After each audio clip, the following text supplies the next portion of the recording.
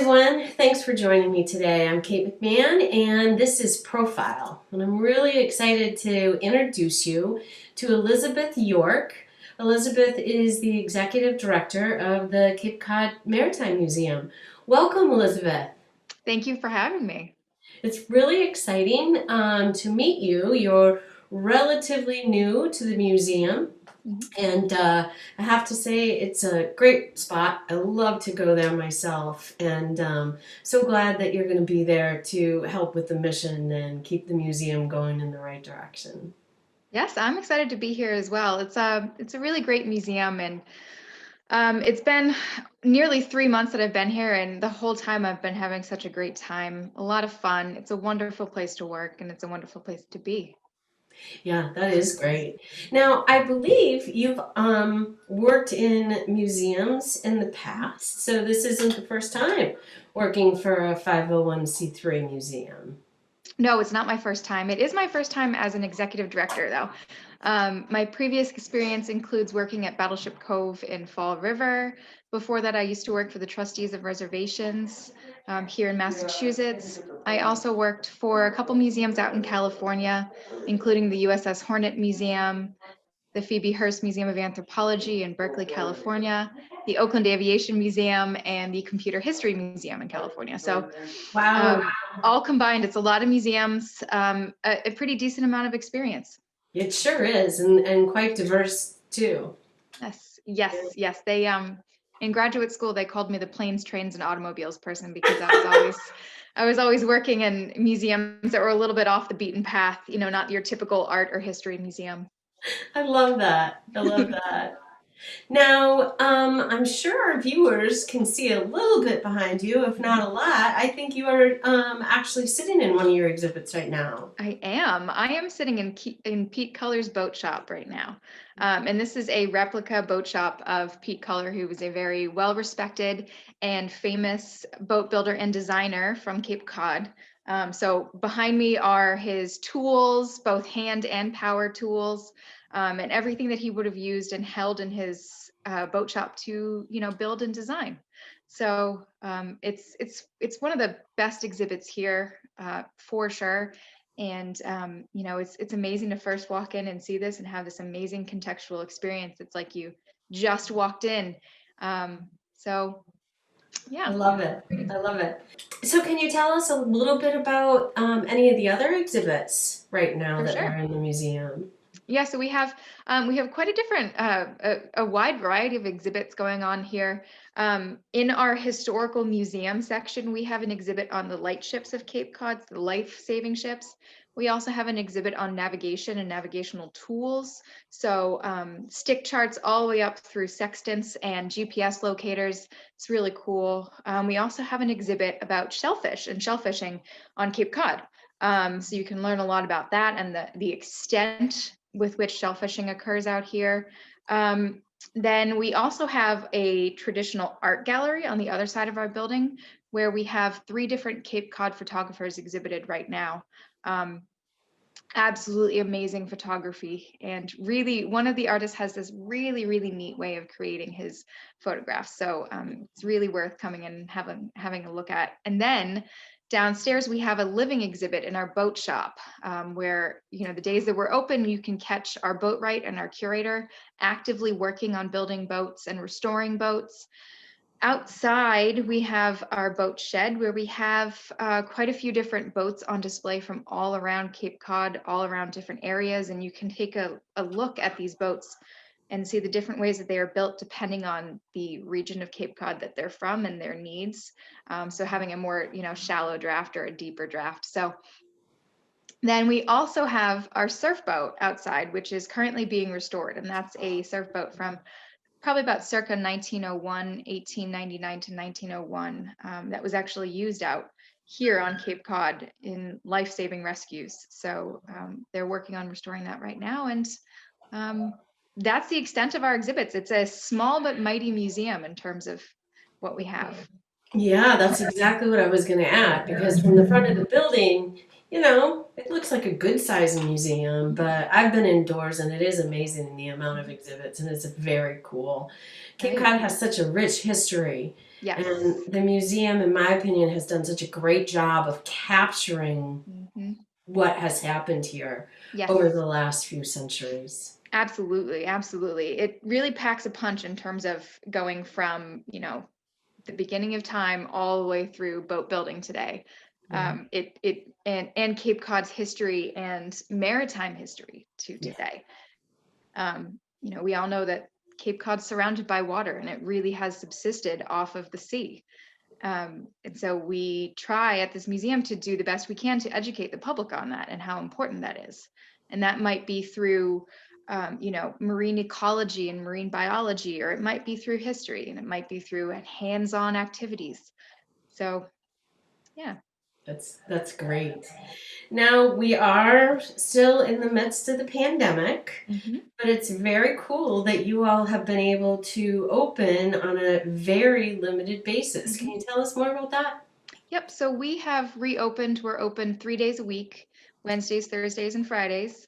Our hours are 12 p.m. to 3 p.m., but we're only allowing our visitors to come in at 1 hour on 1 hour intervals. So your ticket would be from 12 to 1, 1 to 2, or 2 to 3.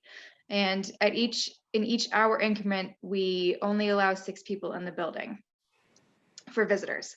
So it's you can see everything here within an hour, so that it doesn't limit our visitors by any means, but we're still seeing a very steady flow of people come through the door, which is very nice to see. I think it's really important that we don't forget culture in the middle of a pandemic, that we do look towards history to help us move forward. So it's good to see that, and it's reassuring that people are still interested in Cape Cod's heritage and Cape Cod's history in the middle of this. Yeah, I agree. And as I recall, you have an amazing selection of books in the gift shop Yes. surrounding all those things that you just Hmm. mentioned. And Hmm. so, particularly in this time of the pandemic, that when people visit, they could check out the bookstore and what they want to learn more about. You can sure help them with that too. Yes, yes. We have a really great collection of books that you can buy. We also have them available online on our website. Our store, we have put it online because of the pandemic, knowing that quite a few of our visitors come here for the book selection. So we've put that online, but all of our books have something to do with an exhibit that we have currently or have had in the past. So we have books about lightships, for example, shipwrecks. We also have a really great collection of children's books. There's this really great series called the Good Night series, and all the ones we carry in the store are related to Cape Cod or the beach or whales or sharks. And they're really great books to read to kids right before bed. I know from experience. And yeah, so we have this really great collection. We also have a great collection in our store of jewelry, local Cape Hmm. Cod jewelry, and they're all very well priced.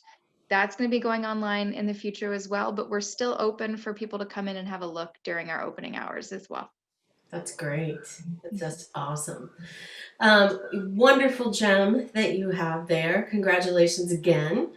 And welcome to a job on Cape Cod in a Thank very you. awesome place. It is. It is. I am so honored and lucky to work out here and to be able to be a part of the culture of Cape Cod. I mean, I didn't grow up here. I'm from Massachusetts, but I'm not from the Cape. And it's a community that is so well invested in making sure that everyone here is happy and safe and healthy and a part of the community. And that it really struck a chord with me coming to this museum and getting to know the people that work here and visit the museum from the community.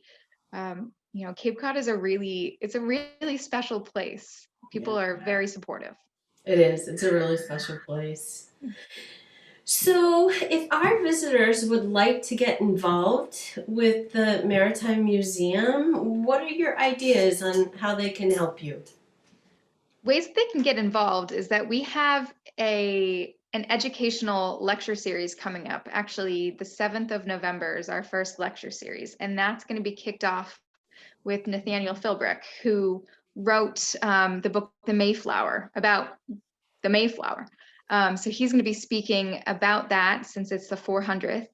And he's also a local. He's from Nantucket. So we're very lucky in that he's willing to speak to our, members and our visitors. And you can buy tickets online through our website, but it's going to be a very informative sort of dialogue with our staff, our education coordinator here, about the Mayflower and the Pilgrims' experience and this sort of, the crossing paths of the Wampanoag Indians and the Pilgrims and their experiences.